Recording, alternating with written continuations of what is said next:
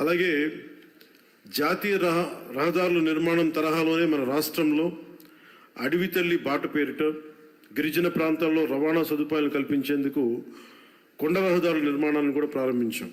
దీనికి మనందరం కూడా చాలా మనస్ఫూర్తిగా ప్రధానమంత్రి గారికి కృతజ్ఞతలు చెప్పుకోవాలి.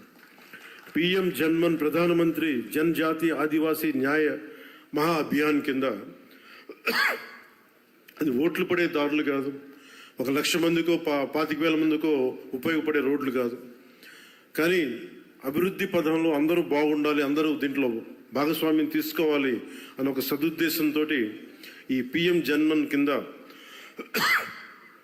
ప్రధానమంత్రి గారు దగ్గర నుంచి పిఎం జన్మన్ పథకం కింద కేంద్ర ప్రభుత్వం నుంచి 550 కోట్ల రూపాయలు మనకు వస్తే 50 కోట్ల రూపాయలు మన ఆంధ్రప్రదేశ్ నుంచి, నరేగా నుంచి దాదాపు 500 కోట్ల రూపాయలతోటి ఈ రోజున అడవి తల్లి బాటని స్వాతంత్రం వచ్చినప్పటి నుంచి కూడా రహదారులు వేయని గ్రామాలకి ఈ రోజున డోలీ మోతలతోటి ఇబ్బందులు పడుతున్న ఆ పరిస్థితిని తొలగిస్తూ రవాణా లేని ఏజెన్సీ గ్రామాలని రోడ్లతో కలుపుతున్నాం.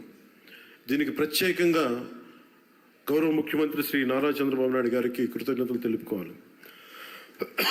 వారికి ఒకటే తెలియజేశాను, ఈ డోలీ మోతలు చాలా ఇబ్బందులు ఉన్నాయి సార్.